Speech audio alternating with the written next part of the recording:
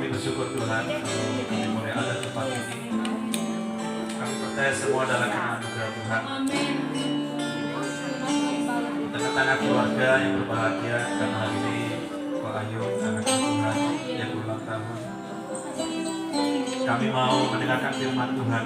Biar Tuhan berbicara bagi kami semua dan khususnya bagi anak Tuhan Pak Ayu, sehingga setiap firman yang boleh kami dengar khususnya bagi Kau Ayu boleh menjadi rema Tuhan dalam kehidupan kami semua. Terima kasih Bapak, kami serahkan pemberitaan firman-Mu dari awal hingga akhirnya, dan kami percaya firman adalah iya dan amin. Ketika kami percaya akan firman Tuhan, maka firman Tuhan akan digenapi oleh Tuhan. Terima kasih Bapak, di dalam nama Yesus kami berdoa dan kami mengucap syukur. Yang siap untuk diberkati kita katakan amin. Shalom saudara. Ya. Luar biasa ya, yang ulang tahun suaminya, istrinya jadi legal ya. Mungkin tahun depan kalau istrinya jadi legal, yang ulang tahunnya yang khotbah. Gitu kan ya. Kita punya satu calon legal lagi buat di gereja ya. Amin. Bisa melayani WL di gereja. Nah saudara, hari ini ulang tahun Pak Ayu ke berapa Pak Ayu? 28. Hah? 28 ya? 48 ya, luar biasa ya. Nah hari ini firman Tuhannya dari Mazmur 28 ayat 1 sampai dengan ayat ke-6. Mazmur pasal 128 ayat 1 sampai dengan ayat ke-6.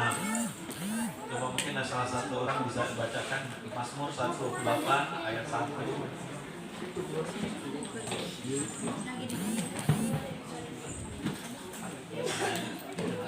Elin.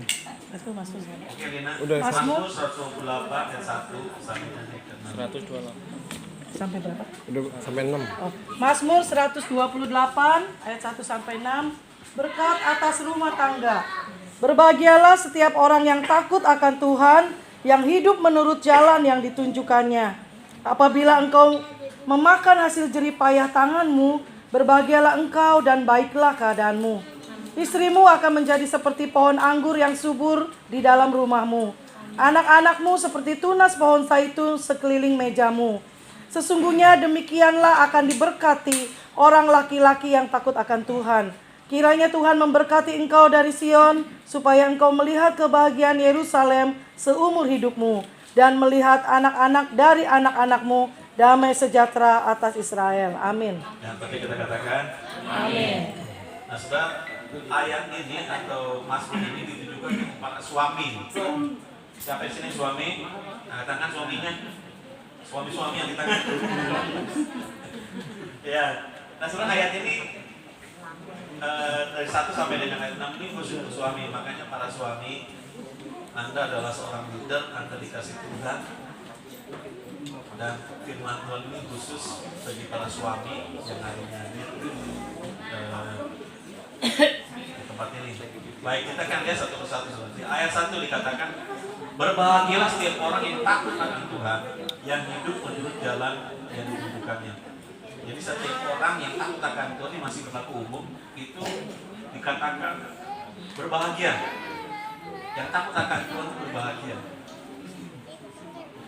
Yang hidup menurut jalan yang ditunjukkannya. Jadi kalau orang tidak takut akan Tuhan, pasti hidupnya gak bahagia. Karena firman Tuhan itu adalah ya dan amin. Ketika firman Tuhan dari suatu hukum dari Tuhan. Jadi ketika Tuhan mengatakan kalau orang yang hidupnya takut akan Tuhan, pasti berbahagia. Amin. Kalau kita melihat ada orang yang hidupnya tidak bahagia, dia pasti hidupnya nggak takut sama Tuhan. Tapi orang yang hidupnya takut sama Tuhan, pasti hidupnya bahagia. Nah, kita lihat ada berkat apa yang Tuhan sediakan bagi para suami yang takut akan Tuhan. Yang pertama saudara, di ayat kedua, apabila suami memakan hasil jerih payah tanganmu, berbahagia engkau dan baiklah keadaanmu. suami yang bekerja, suami yang menghasilkan baik bisnis maupun bekerja, kalau suami itu takut sama Tuhan, maka segala jerih payah tangannya itu akan membuat berbahagia dan akan membuat baik keadaannya. Jadi kalau ada suami yang penghasilannya luar biasa banyaknya, kemudian pendapatannya luar biasa besarnya, tetapi kalau tidak takut akan Tuhan, maka dia akan ditangkap KPK. Kita lihat, kita tahu berapa para menteri, wah hidupnya luar biasa, diberkati luar biasa, tetapi nggak takut sama Tuhan, korupsi. Firman Tuhan mengatakan dalam Amsal 10 ayat 16 begini, upah pekerjaan orang benar membawa kepada kehidupan, penghasilan orang fasik membawa kepada dosa. Jadi saudara, yang membuat orang bahagia itu sebetulnya bukan soal berapa besar penghasilan kita, seberapa besar pendapatan kita. Karena kalau orangnya orang fasik, walaupun penghasilannya besar, pasti penghasilannya itu akan membuat dia kepada dosa. Akhirnya gak bahagia.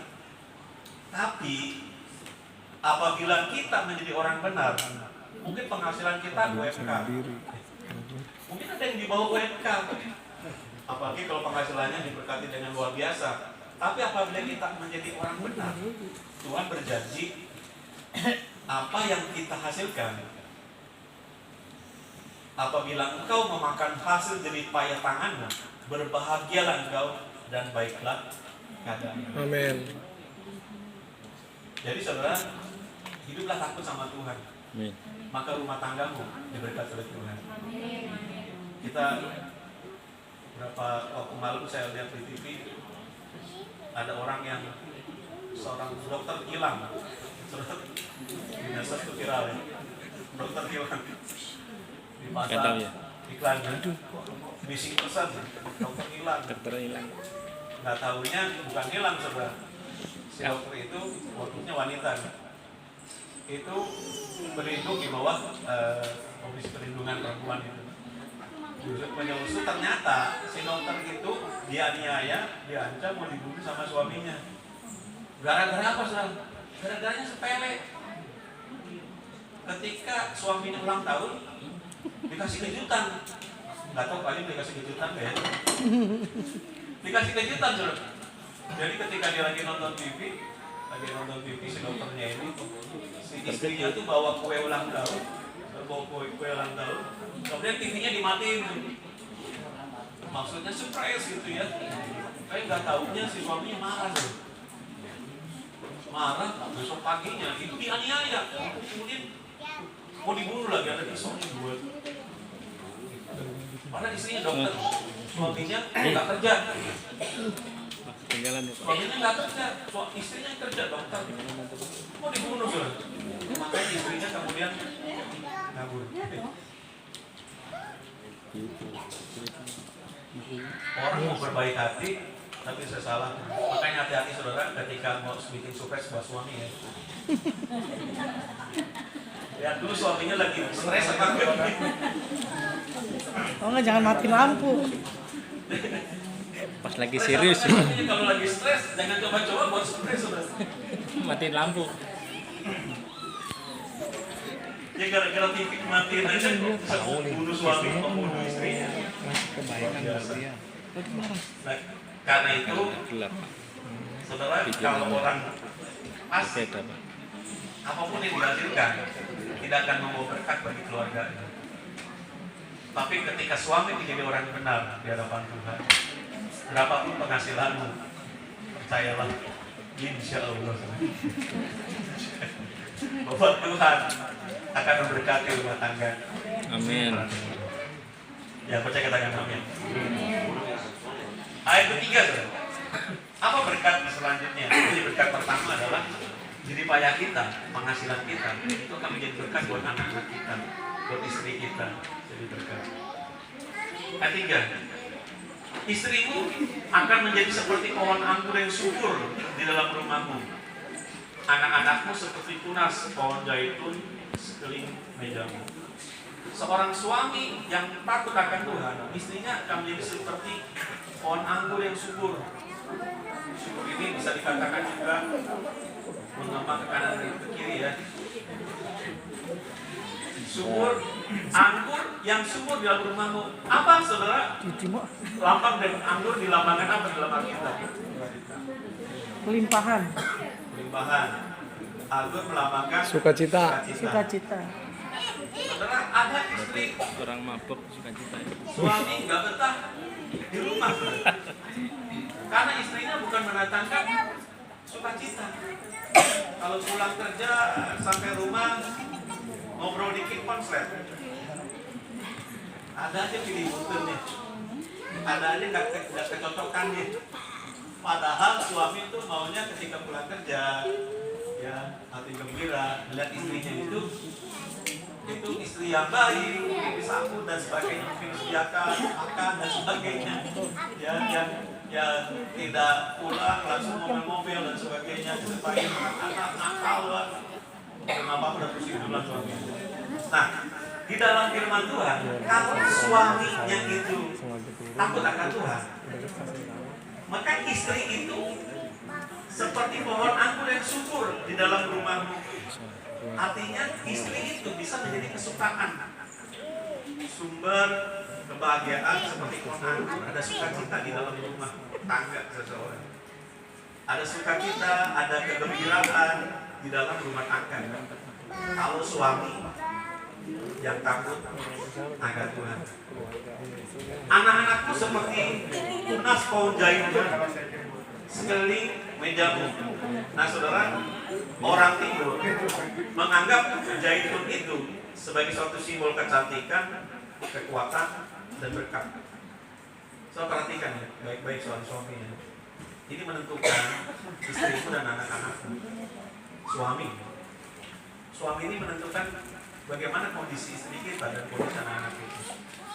Seorang suami yang takut akan Tuhan, istri menjadi seperti pohon anggur dan anak-anak itu seperti pohon zaitun. Pohon zaitun itu melambangkan bahwa anak-anak kita menjadi anak-anak yang cantik, yang baik, yang ganteng, anak-anak yang memiliki kekuatan, anak-anak yang diberkati oleh Tuhan.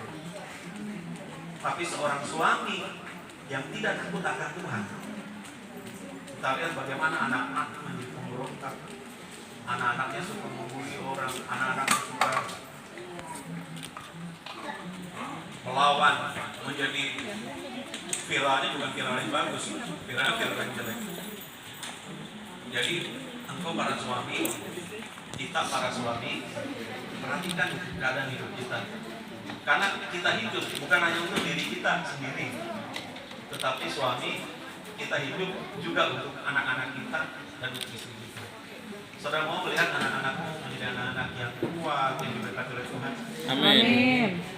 Jadilah suami yang baik, jadilah suami yang takut sama Tuhan. Ayat keempat, juga ayat lagi kita akan lihat. Ayat keempat, sesungguhnya demikianlah akan diberkati orang laki-laki yang takut akan Tuhan. Kenapa di sini tekankan orang laki-laki? Kenapa bukan perempuan? Diberkatilah orang laki-laki yang takut akan Tuhan. Nah saudara, laki-laki itu adalah leader, pemimpin. Nah, kalau leadernya bertobat, itu follower pasti bertobat. Leader, suami itu pemimpin dalam keluarga. Kalau pemimpinnya bertobat duluan, makanya susah. Bukan susah ya, di dalam terus gak ada susah, tetapi agak sulit. Kalau perempuan lebih dahulu bertobat, biasanya jejak istrinya itu gampang, susah. Ada suaminya. Jadi perempuannya bertobat duluan, ada suaminya itu susah. Tapi kalau suaminya bertobat duluan, nggak ada istrinya, gampang. itu udah hukum. Makanya penekanannya adalah suami bertobat duluan. Jangan istrinya udah kemana, suaminya baru sampai kapan. Ayo uber suami. Karena suami adalah kepala keluarga, Anda adalah seorang leader. Jadi harus leader akan diikuti oleh follower. Karena juga katilah seorang laki-laki yang takut akan Tuhan. Ayat kelima dan keenam. Ini terakhir. Ayat 5 dan 6. Kiranya Tuhan memberkati engkau dari Sion, supaya engkau melihat kebahagiaan Yerusalem seumur hidupmu, dan melihat anak-anak dari anak-anakmu, damai sejahtera atas Israel. Saudara, suami yang takut akan Tuhan, ayat 5 Tuhan janjikan, Tuhan memberkati engkau dari Sion, supaya engkau melihat kebahagiaan Yerusalem seumur hidup kita. Artinya kebahagiaanmu Tuhan jamin, Tuhan janjikan seumur hidup kita akan hidup dalam kebahagiaan. Apabila suami itu takut akan Tuhan dan melihat anak-anak dari anak-anak. Artinya lihat kalau kita punya anak lagi. Kalau kita melihatnya dari berarti kita melihat sebagai suami yang takut akan Tuhan. Tuhan berjanji engkau akan melihat anak-anak dari anak-anakmu. Itu akan lihat cucu. Mungkin nggak kebayang kalau masih anak kita masih kecil gitu ya. Tapi itu janji Tuhan. Kalau kita suami takut akan Tuhan, maka semakin tua kita bukannya semakin menyusahkan anak cucu kita. Kita akan melihat kebahagiaan seumur hidup kita, dan kita akan melihat anak-anak dari Latihan. anak-anak. Kita akan melihat cucu kita bahkan sampai cucu kita. Nah, demikianlah firman Tuhan, saudara, biar kita para suami boleh semakin hidup dalam takut akan Tuhan. Amin. Takut akan Tuhan itu seperti apa sih? Bukan takut orang seperti takut sama setan, bukan. Takut sama Tuhan adalah hidup menjauhi dari kejahatan. Kalau sudah tahu itu jahat, jangan dilakukan. Hidup dalam kekudusan akan Tuhan. Kalau tahu itu dosa, jangan dilakukan. Memang manusia tidak pernah lepas, tidak akan lepas dari dosa selama kita masih dalam daging. Tetapi apabila kita tahu bahwa itu salah, itu dosa, itu tidak baik, jangan dilakukan. Maka dengan demikian, firman Tuhan berkata, takut akan Tuhan itu kudus. Takut akan Tuhan. Biarlah kita semua yang hadir saat ini boleh berhidup yang takut akan Tuhan. Yang percaya katakan amin. Yang mau katakan amin. Yang mau rumah tangganya diberkati katakan amin. Amin. Sesuai dengan firman Tuhan, katakan lagi kepada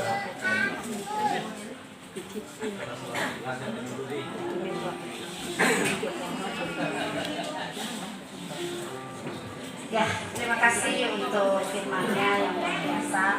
Semuanya kita dapat ya, bukan hanya yang ulang tahun aja ya. Ya, saudara,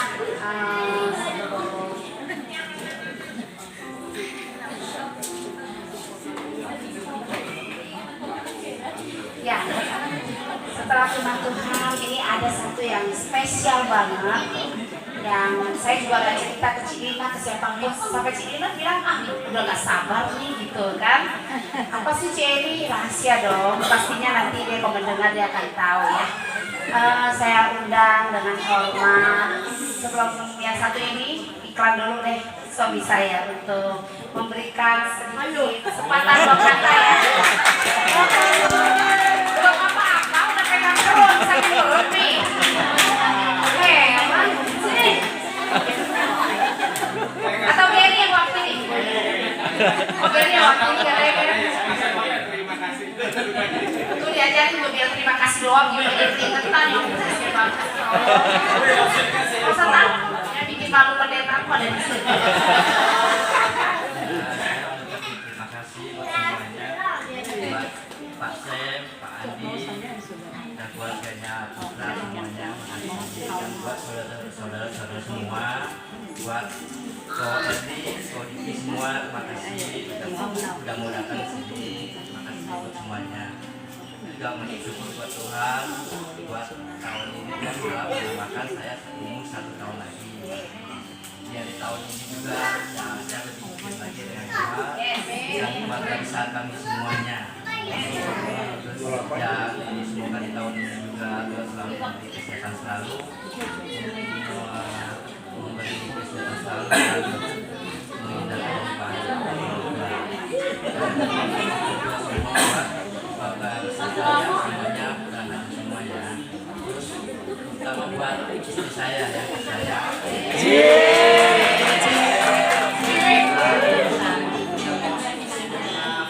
Buat acara orang saya masak semuanya. Ya memang buat papa, mama semuanya juga ya. Dia nggak pernah capek ya orangnya. Terima kasih buat semua, buat istri saya, anak saya. Cium dong, cium dong. Belum difoto, belum difoto. Kurang lama. Ya, tepuk tangan untuk Tuhan Yesus kita luar biasa. Ini perdana saudara ngomong perdana. Kata Gary 1 tahun udah ibadah full gak pernah kesaksian. Nah ini perdana ya Gary. Iya Tuhan Yesus baik dan ngomong istrinya pakai tersayang lagi. Memang sih dia sayang banget, saya gak bohong beneran. Ya sama-sama kalau kita mengerjakan apapun untuk orang yang kita kasih dan melakukannya dengan kasih tidak ada kata capek, amin. Saya masak juga buat saudara-saudara yang saya kasihi dan saya sayangi, jadi saya nggak merasa capek. Tuhan Yesus memberkati.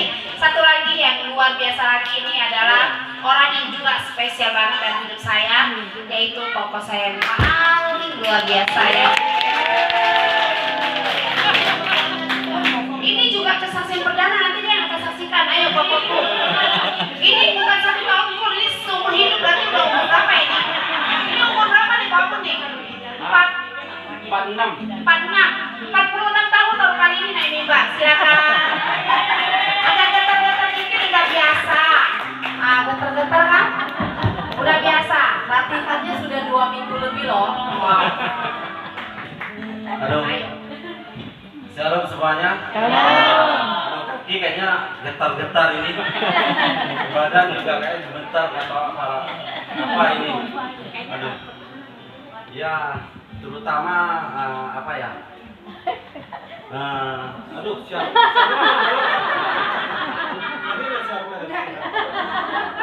Ini pertama ya. Shalom saudara-saudara terkasih semuanya. Terutama saya mengucapkan syukur dan terima kasih kepada Tuhan Yesus yang luar biasa yang mengumpulkan kita di sini bisa kumpul bareng pada siang hari ini di rumah adik saya Eli. Ya, pas bertepatan ulang tahun suaminya yaitu Bos Ayu, panjang umur, happy birthday ya Bos, panjang umur dan sehat selalu, tambah romantis lagi di dalam keluarga. Dan terutama yang paling penting lebih dekat lagi pada Tuhan. Saya percaya dengan dekat ini, waktu dekat ini, Bos Ayu akan ambil pekerjaan dalam Tuhan. Amin. Terutama-tama saya mau perkenalkan diri kan ya. Nama saya Abu. Mungkin semuanya udah kenal sama Abu, mungkin udah bosan ya. Setiap ada kur, setiap ada doa, itu pasti ada Abu. Kalau ada adik saya tahu adik saya yang sangat terkasih, cici saya juga sangat terkasih. Saya terima kasih untuk cici sama adik saya yang selalu support saya, ya, yang selalu unity untuk keluarga hanya cici sama adik saya. Ya, coba bisa apa lagi ya jadi nervous ini.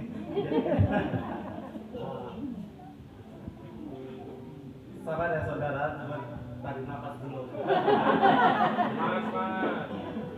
Bukan saya mau kenalkan diri itu Abun, karena semua juga tahu pasti Abun udah bosen, mungkin doakan setiap hari kan doa Abun ya kan. Tapi bagi yang nggak kenal, bagi yang ini pasti kan tahu namanya saja Abun, tapi inilah Abun itu. Sebagian kan nggak kenal Abun, taunya nama aja gitu kan.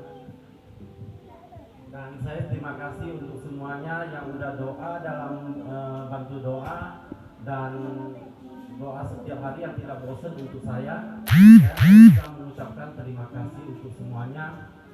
Hanya Yesus yang bisa membalas untuk kebaikan saudara-saudara yang mendoakan saya. Dan sekarang juga saya lihat kepala saya juga sudah tidak bengkok ke kanan. Saya sudah sangat terima kasih sama saudara-saudara yang tidak pernah henti-hentinya mendoa dan tidak pernah bosan mendoa. Sebelum saya kesaksian ya saudara, saya tuh jangan disamakan saya sama Ci Eli. Jangan disamakan mereka kalau kesaksian atau sharing atau berdoa itu seperti kereta yang tidak ada hambatannya, langsung jalan seperti makan es kelapa yang sangat segar. Itu mereka ya. Kalau saya jujur, saya perdana asli, saya belum pernah namanya kesaksian. Saya belum pernah. Jangankan di tempat umum seperti ini ya. Di keluarga pun saya tidak pernah kesaksian. Disuruh doa makan aja saya tidak mau. Kalau mau pun saya berdoa makan, Tuhan Kau tahu maksud kami, amin. Itu aja kata singkat. Tapi jujur, padahal Cici adik saya selalu, kita sering ya kalau 1 tahun, kalau mama ulang tahun atau di mana kita pergi satu tempat, yaitu luar kota, Lembang atau Bandung. Kita selalu berkeluarga, karena saya keluarga selalu berkumpul, dan di sana tujuannya bukan jalan-jalan, sekalian jalan-jalan dan sekalian memuliakan nama Tuhan juga. Selalu itu Cici, saya nama adik saya selalu seperti itu.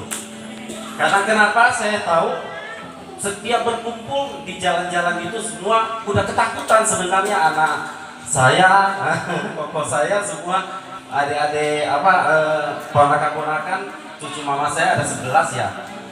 Ayo, kamu nanti pasti disuruh loh, nanti kesaksian, nanti semua kesaksian gitu loh. Kalau ini tujuan Cici aku sama adik aku Eli itu sebenarnya baik ya, cuman buat yang memang jarang kesaksian, jarang gimana, yang susah ngomong, itu pasti takut seperti saya ini sekarang gitu loh. Makanya selalu ada pool kecil-kecilan, pool family untuk ponakan-ponakan sama adik-adiknya, biar kita lebih dekat lagi sama Tuhan, biar semua bisa ini gitu loh, diajarkan sama ciciku sama Ci Eli, tidak pernah lepas dari ajaran dalam mendekat dalam Tuhan. Apalagi ya? Enggak, kesaksian saya pasti ini. Ya kalau kesaksian saya sih jujur, saya sebelum saya kasih tahu saya sakit apa juga mungkin saudara-saudara udah tahu saya sakit apa. Saya sakit distonia. Memang sakit distonia, memang divonis distonia, katanya kalau dibaca memang di handphone dibaca kita lihat memang distonia itu tidak mematikan. Cuman hanya kata dokter hanya kurang pede atau gimana. Tapi yang saya rasakan itu bukannya kurang pede atau gimana. Saya itu sakitnya luar biasa. Bahkan itu tangannya tuh perih terus ngilu dan kayak gimana lah. Pokoknya sakit sekali, nggak ketahankan. Saya ke rumah sakit gitu. Tapi sebelum saya ceritakan histori saya kenapa bisa seperti ini, sebenarnya saya ambil historinya aja, mungkin cara singkat saya bicaranya. Kalau saya ceritakan semuanya mungkin 2 hari juga tidak akan selesai gitu loh. Terutama-tama saya ke mama saya ulang tahun ya malamnya ya. Saya nginep di rumah adik saya. Pada saat itu saya bangun jam 8. Terus ciciku telepon. Dek, mungkin telepon sama Edi ngomong apa saya tidak tahu. Begitu si Eli udah telepon, kok kita cepat kita ada suhu besar ya, kata Cici. Suhu besar ada dari Palu datang nih. Bisa gak sih kamu datang cepat jam 9 yang mulai prakteknya. Begitu kita sampai di sana kurang lebih jam 10 kita melihat itu orangnya udah ada semua. Sebenarnya sih tujuannya buat adik saya ya. Waktu itu adik saya masih belum bisa jalan, sakit, dan jangankan naik tangga, dia jalan aja susah. Itu sebenarnya tujuannya buat dia. Cuman saya mengantarkan dia di rumah cici saya. Setelah itu kita sampai di sana jam 10 banyak yang antri. Ya, jadi cara singkat kita tunggu dari jam 10 sampai jam 5 ya, saya baru dipegang. Saya juga sebenarnya saya tidak ada sakit apa-apa saudara-saudara. Saya cuma sakitnya merasa kalau sikat gigi, saya merasanya di sini ada ngilu, dan selain itu udah nggak ada apa-apa. Saya sehat, saya nggak ada apa-apa gitu. Cuman saya dipegang itu jam 5. Kalau mungkin di tempat lain saya mungkin sudah pulang, tapi karena itu tepatan di depan rumah cici saya, angka aja saya main di rumah cici saya nggak merasa bosan dan bete gitu loh. Minta itu.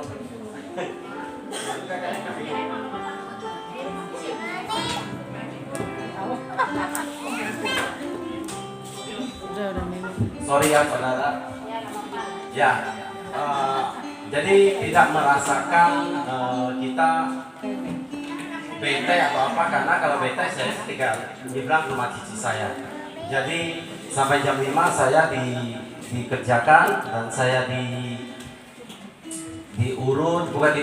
disetrum ya. Kalau saya tuh orangnya tidak pernah kalau sakit atau gimana nggak pernah saya mau teriak. Kalau memang itu nggak kelebihan. Akhirnya saya dipegang, saya paling gitu aja. Sedangkan kan banyak orang, jadi mungkin dianya suhu dari Palu itu pegang saya di sini, langsung pegang mungkin dengan listrik yang sangat kencang, saya langsung di sini nggak enak.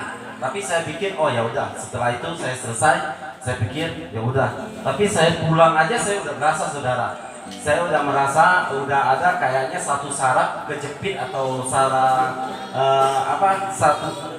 saraf yang ternyangkut gitu loh.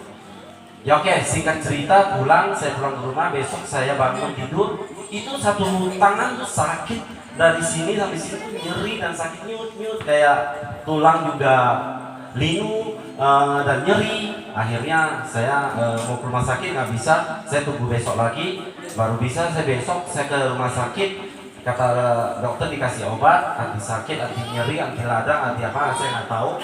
Saya dikasih suruh MRI, katanya sih mungkin saraf kejepit. Begitu kita datang ke bawah, poli ke bawah, dia bilang kalau mau MRI boleh, tapi 2 hari lagi. Ya udah 2 hari kita balik, kita MRI, hasilnya keluar, kita langsung ke tempatnya. Itu yang Alfred juga pernah operasi di pinggang saya. Ya. Jadi dia bilang, oh ini bukan saraf kejepit atau bukan apa, ini dystonia. Dia kasih obat lagi loh. Dia kasih obat apa, macam apa atau gimana saya nggak tahu ya. Nah, singkat cerita, saya sudah nggak ke dia karena saya tahu udah nggak mungkin baik, nggak bakal sembuh di sini. Saya pindah lagi di Dr. Hussein di saraf, juga dikasih katanya coba kamu ambil apa ya untuk diinjeksi buat inilah 7 kali ya waktu itu ya. Iya di body dystonia. Nah, jadi saya sampai di sana disuruh ambil paket untuk fisioterapi, tapi saya paketnya 7 kali, saya cuma jalan 4 kali aja. Saya merasa ini tidak akan mungkin akan sembuh karena cuma pijit seperti ini. Ya kalau pijit seperti ini di kompleks saya juga semua mungkin lebih ya gitu ya. Maka saya pulang, saya nggak mau lagi. Akhirnya saya balik lagi, katanya dokter bagus di Kebun Biru Siloam. Saya langsung disuruh dirawat, katanya kalau dia lihat dengan MRI-nya itu bahwa saya ke saraf kejepit. Pada saat itu saya telepon Cici, aku mau dirawat, saya mau dioperasi gitu loh. Saya mau dioperasi gimana? Tapi habis itu dia mau MRI dulu katanya. Mau lihat benar atau benar. Kata Cici saya tidak setuju, kamu pulang, kamu jangan di sana, kamu harus pulang katanya. Kamu jangan mau dirawat atau dioperasi. Pokok kalau dicerita lika-likunya nggak mungkin lah saudara ya. Cuma saya ambil singkatnya aja. Saya ke akhirnya ponakan saya juga dokter Natasha. Akhirnya dia cari. Memang kita baca namanya kalau dystonia itu harus di botox. Akhirnya ponakan saya ketemu dengan dokter Jogles, yaitu di dokter Kedoya. Akhirnya saya ke sana dan juga dia lihat saya gimana. Dia tidak mau langsung botox karena memang waktunya juga nggak bakal langsung di botox. Itu perlu persiapan ya. Jadi saya dikasih obat, katanya 1 minggu datang lagi. Nggak sampai 1 minggu, saya 4 hari aja balik lagi, tidak bisa baik. Saya di botox, saya akhirnya bilang, dok, saya nggak ada rasa enak dan tambah parah, sakit, nyeri. Jadi obatnya dokter yang suruh minum sehari pagi dan sore minum, saya makan pagi, siang dan sore saya minum gitu loh. Jadi 3 kali gitu loh, melanggar satu kali ya. Nah, cuman saya habis nggak ketahan kalau sakitnya itu nyerinya, pokok nggak ketahan deh, nggak bisa tahan itu sakitnya, nggak terhentikan itu kalau mau sakit nanti nyeri nanti lada. Nah udah pada saat itu kedua kali saya balik ke sana, saya bilang ke dokter saya nggak baik nih, akhirnya dibotok. Ya udah kalau dibotok, kaki saya udah pikir karena memang harus dibotok. Saya pikir pada dibotok pada saat itu dibotok langsung baik. Dibotok saya pikir 4 hari. Saya nggak dengarkan dokternya ngomong apa dan gimana. Dokter memang ada ngomong mungkin ya 1 sampai 7 hari atau 14 hari baru ada reaksinya. Tapi saya tidak mendengarnya itu, gitu loh. Ya udah sampai sana tidak baik juga, saya komplain. Berapa hari lagi saya tunggu 12 hari, saya ke sana lagi, dibotox lagi, ke sana lagi, nggak ada baik. Akhirnya ada cekcok antara dokter sama pasien, ada cekcok. Ya udah nggak apa-apa. Balik lagi semua ke dokter, akhirnya banyak deh ke dokter yang di sini semuanya. Semua dokter yang kasih doham kulit jeruk, yang ketemu Eka dokter yang luar biasa, dan ketemu dokter terakhir Prof Yusuf yang misbah di Waluyo di sana. Jadi semua dokter itu saya datangin, jadi saya kasih obat resepnya. Jadi otomatis resepnya tuh menambah dan menambah. Itu jadi obatnya dosisnya benar-benar jadi kayak obat benar-benar semua itu obat isinya penenang, itu buat penenang dan buat kita seneng, buat kita kayak pokok obat sapi gila lah ibaratnya.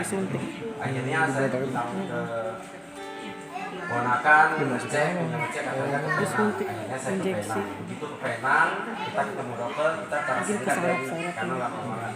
Ini cara singkat begitu lihat, waduh, kamu jangankan minum obat ini saya pada dibotok sama Jogles 2 kali, si Misbah 4 kali loh. Akhirnya saya baru ke 7 kali, baru kita tujuin ke Penang. Begitu Penang, begitu kita lihat, kita kasih lihat ini resep saya obatnya, dia lihat, waduh, dia langsung banting. Ini jangankan minum sampai 3 atau 4 bulan. Kamu 1 bulan aja kamu nggak akan bisa katanya. Ini gila katanya. Ini obat kayak sapi gila istilahnya. Ya udah, saya nggak dengar lagi, saya langsung keluar, saya nggak mau dengar apa lagi. Akhirnya saya keluar, saya bilang ini ya udah, ciciku bilang langsung ke Singapura. Kita langsung ke Singapura juga. Kata dokter, ini sebenarnya kamu harus rileks, santai, dan minum obat yang teratur. Nah, tapi obat tidak perlu sebanyak ini. Itu luar biasa sih. Memang sebelum pada saat itu ciciku selalu mendoakan sama adikku si Eri, nggak pernah lupa, selalu mendoakan sebelum pergi ke dokter, selalu mendoakan kasih dokter yang terbaik. Tuhan tolong, Tuhan kasih dokter yang menangani yang baik atau gimana. Pokoknya saya juga cuma duduk manis saja, saya cuma saya ada pikiran nih, ada adik saya sama ciciku, jadi saya cuma amin-amin aja. Nah akhirnya singkat cerita nggak ada apa-apa, cuma dikasih obat aja. Nah, sampai akhirnya saya balik lagi ke Indonesia, terus singkat cerita sampai 1 bulan ini, lagi saya sakit distonia ini 1 tahun 4 bulan. Jadi saya balik lagi, dicari sama ponakan saya lagi, dokter katanya ini sangat bagus, kita ke KL, itu dokter itu punya apa, rumah sakit Sunway.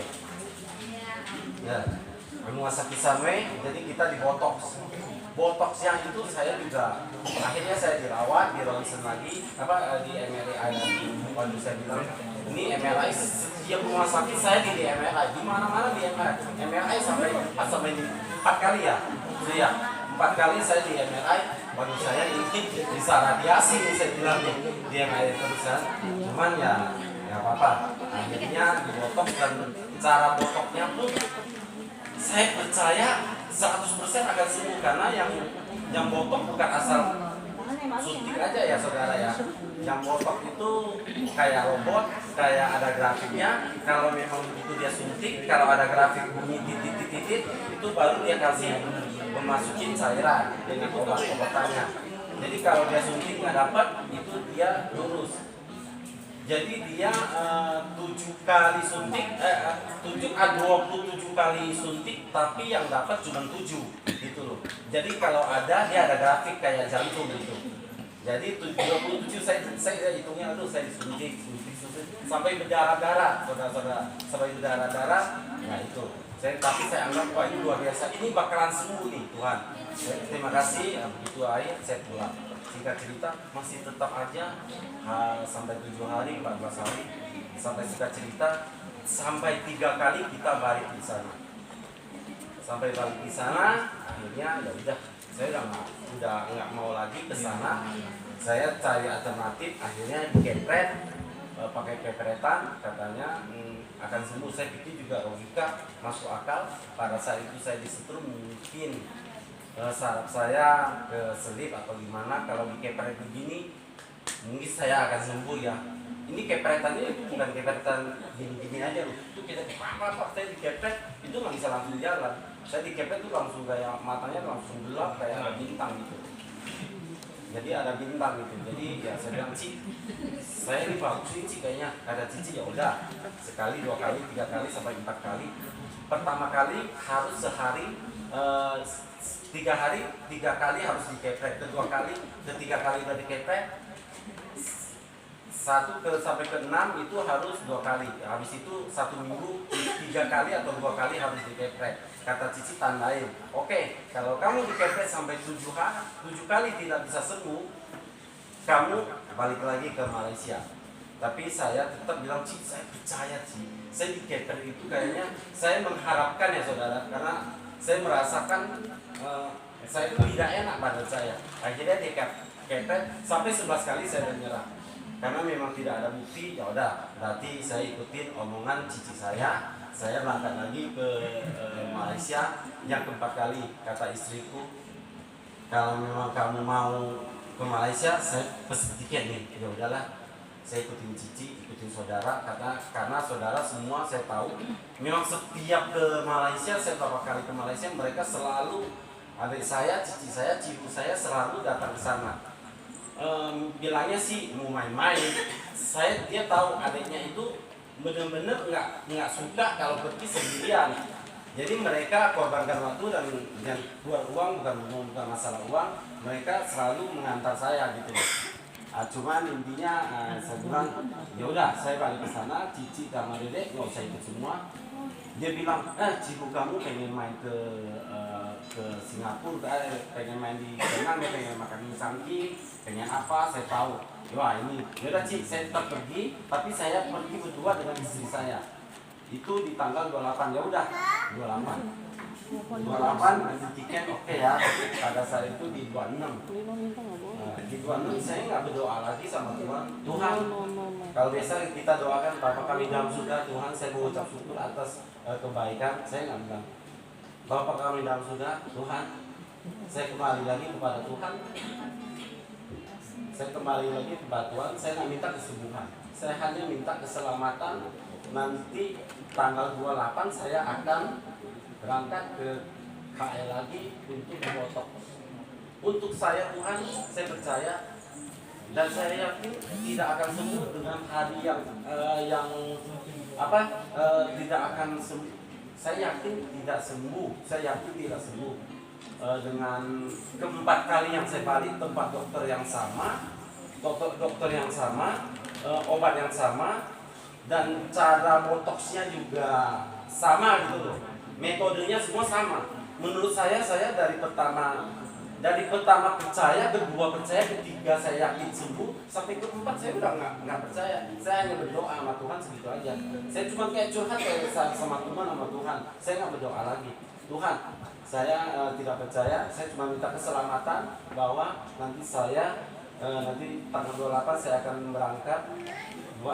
Berkati kita pagi-pagi jam 3 ya pada itu jam 3 ke airport, berkatin kita sampai di airport, berkatin pesawatnya tidak ada yang jadi masalah, tidak ada yang jadi kegangguan, dan sampai di rumah sakit Sunway, dan nanti sampai pulang tidak ada kejadian apapun dengan selamat. Saya tidak minta kesembuhan Tuhan karena saya tidak percaya, tapi bagi Tuhan tidak ada mustahil.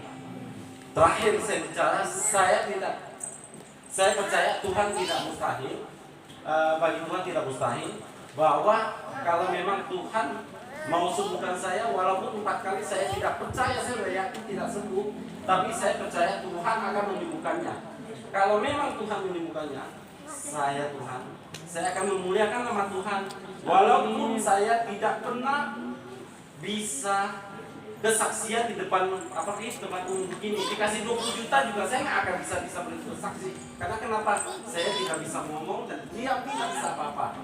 Saya hanya kalau begitu di dalam hati memang sangat lancar. Tapi kalau apalagi seperti ini ya, saya nggak bisa apa-apa. Kalau memang Tuhan bisa memaksa saya kembali dan saya bisa merasa sembuh dan merasa tidak kaku dan tidak kejang-kejang lagi, saya ada kesaksian Tuhan. Dimanapun saya berada, dimanapun saya ada, dan pun saya pasti saya pasti akan memuliakan nama Tuhan, karena saya merasakan fakta dan nyata buat diri saya. Tidak sampai 7 hari saya dibotoks, dan juga waktu itu dibotoks 27 kali, 17 kali, sampai 20 kali. Tapi ini dibotok 9 kali, ditusuk 9 kali itu pada tepat sasarannya. Dia grafiknya tuh semua. Ini dokternya sampai bingung. Dokternya bilang, waduh, ini habis nih, ini ya udah. Saya akhirnya udah dibotok 9 kali tusuk, 9 kali masuk, dan grafiknya tuh goyang sekali. Wah, ini cantik sekali kata dokternya. Ya udah. Setelah itu saya pulang, katanya biasanya kan 17 hari, 1 hari sampai 7 hari, kalau nggak 7 hari sampai 14 hari. Tapi ini saya pulang ke rumah, saya nginep semalam memang masih pegel. Kedua hari kita udah pulang. Ketiga hari saudara saya bangun, saya bingung, kenapa saya di sini kayaknya agak enak ya atau gimana? Tapi saya tidak diberitakan ke saudara-saudara, ke cici saya, ke adik saya. Saya cuman udah biarin aja dulu. Saya jalan, saya di toko saya kan juga lumayan lebar ya. Jadi saya jalan udah nggak begini lagi. Biasa saya jalan tuh begini, kayak kepiting, gitu loh, kayak kepiting. Sekarang saya jalan udah biasa, udah kayak gimana? Jujur, ini di dalam Tuhan itu luar biasa saya bilang. Saya diberkati, makanya saya bilang Tuhan terima kasih, saya bilang. Saya mau kesaksian, saya memuliakan nama Tuhan lewat kesaksian saya dimanapun. Itulah kesaksian saya. Mungkin semua bosan ya dengan terlalu panjang, dan tadinya juga saya memang sangat gugup gitu loh. Hanya itu aja nanti. Saya menyatakan saya udah sembuh, saya percaya. Amin. Ya, terima kasih ya saudara semuanya. Amin. Sebelum ini tentunya kesembuhan suami ini maju ada nggak apa-apa sih. Ada seorang istri yang luar biasa. Kita boleh belajar dari seorang istri yang begitu luar biasa. Dia tidak pernah bosan. Dia menerawani suaminya. Mungkin sakit yang adik saya alami itu bisa dibilang sakit kalau kata adik saya itu sakit kayak setan gitu.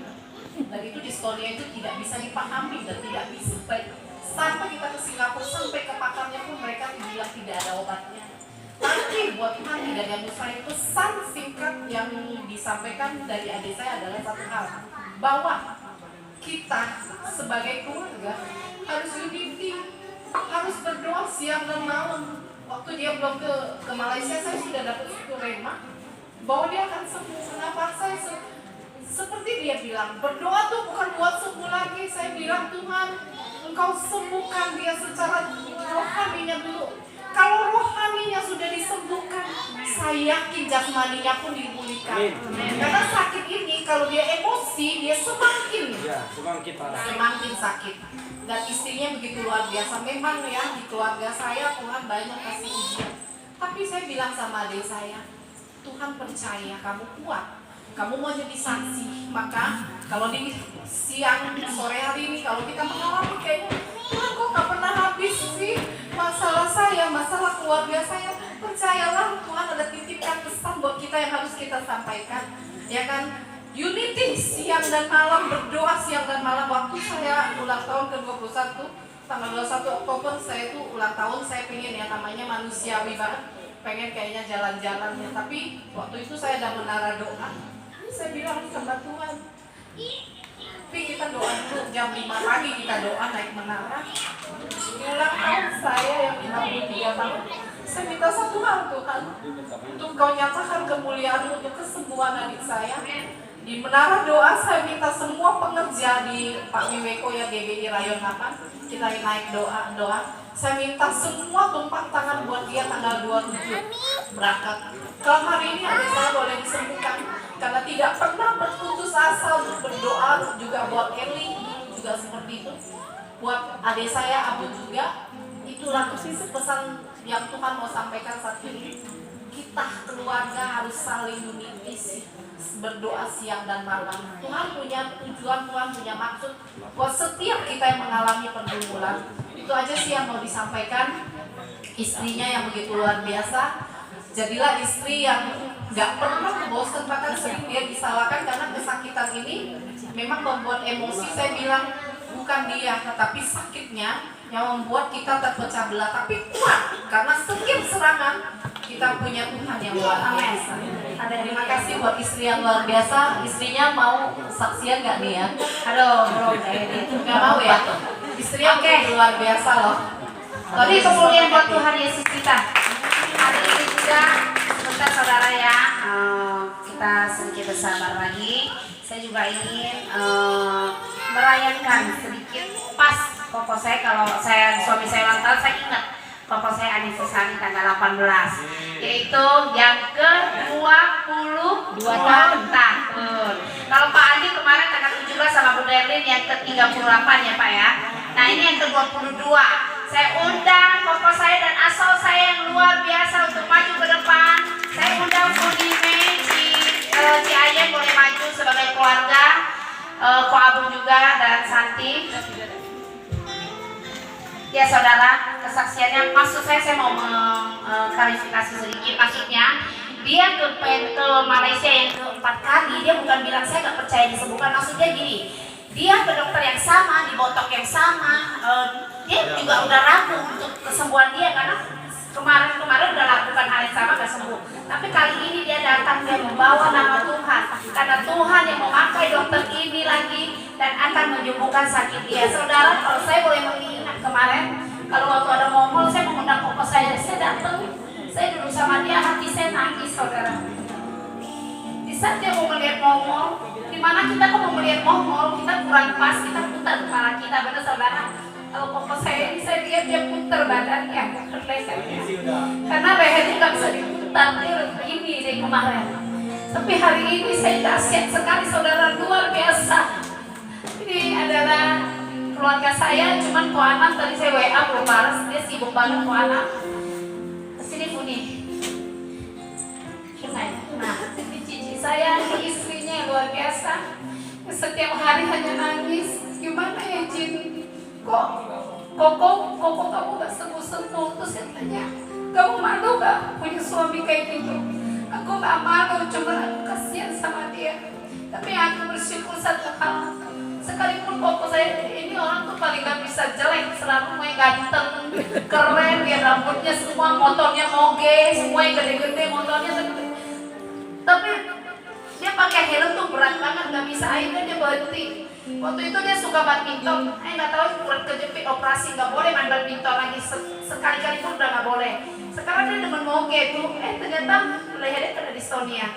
Tapi ini sudah berlalu ya Bapak saya, ini sudah berlalu dan semuanya udah luar biasa.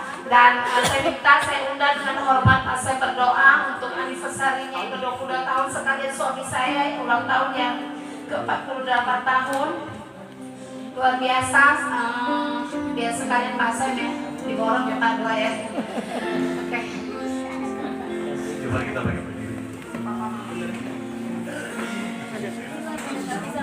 Saya undang papa mama juga boleh maju ke depan.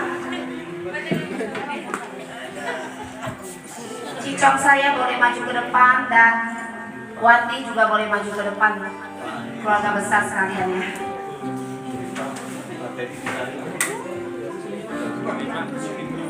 Lin.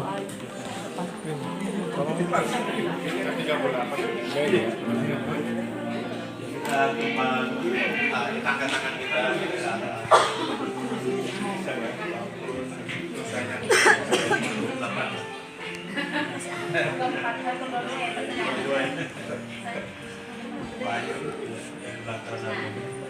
kita lepaskan sekat. Kami percaya Tuhan, anugerah Tuhan sungguh luar biasa.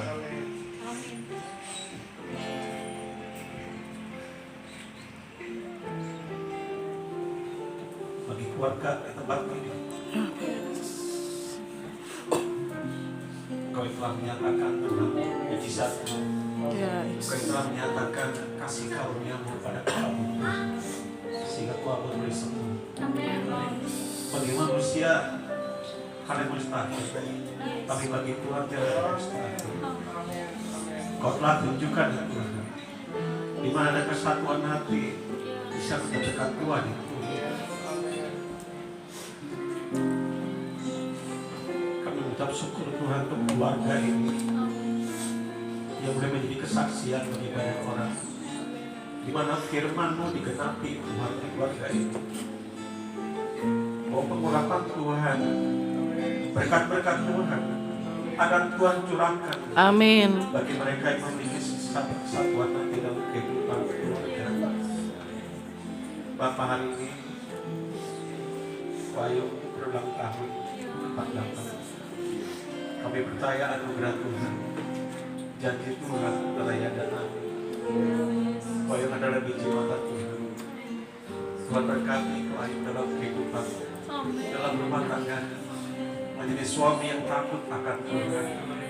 Kami percaya Tuhan, Engkau akan menepati setiap firman, di mana ada berkat atas rumah tangga bagi suami yang takut akan Tuhan. Istri diberkati, anak-anak diberkati, bahkan dia akan hidup panjang umur, melihat kebahagiaan, melihat anak cucunya suatu saat kelak. Terima kasih Bapak, bahwa Kau yang terus Tuhan hidup dalam hakikat Tuhan, intim dengan Tuhan. Terima kasih Tuhan, berkati dia menjadi istri yang baik bagi Bayu, menjadi ibu yang baik bagi anak. Terima kasih Bapak, berkati atas rumah tangga Bayu, terus berlimpah. Kami berkati Kau ampun mereka dari masa ini. Kami tahu Tuhan, Kau telah bukan hanya menyembuhkan secara fisik, Kau juga memulihkan kerohanian di Bapak. Kami percaya Tuhan, Kau akan menjadi kesaksian yang hidup di manapun yang berada. Nama Kau dipermuliakan, bahwa apa yang tidak mungkin bagi manusia mungkin bagi Tuhan. Pakai terus Tuhan, Tuhan menjadi berkat bagi banyak orang, menumbuhkan pengharapan yang hilang, mengembalikan pengharapan yang pudar, sehingga setiap orang Tuhan boleh percaya akan Engkau, bahwa mujizat-Mu masih berlangsung Tuhan, mujizat-Mu masih ada bagi setiap orang. Amin. Berkati istri yang baik, yang luar biasa, penolong yang luar biasa bagi Tuhan di saat-saat masa sulit ini, dengan kesakitan yang luar biasa. Tetapi Engkau Tuhan yang telah menyatukan hidup mereka, memberikan kekuatan bagi istri untuk tetap dengan sabar melayani, mengasihi Tuhan. Terima kasih Bapak, berkati Papa Mama dari keluarga ini Tuhan, bertemu tercurah. Kami percaya Tuhan sesuai dengan janji, mereka akan melihat cucu-cucu bahkan cucu yang diberkati oleh Tuhan, hidup yang takut akan Tuhan. Terima kasih untuk keluarga besar Tuhan, keluarga ini. Anugerah Tuhan terus bercurah atas keluarga ini. Berkat Tuhan terus melimpah atas keluarga ini. Terima kasih Bapak, terima kasih. Di dalam nama Yesus kami telah berdoa dan mengucap syukur. Yang percaya kita berdoa. Ada hadiah buat Ko Abu dari kita semua. Mana Gilbert? Masih on. Ya, saya juga tambahin sedikit kesaksian. Saya juga diajar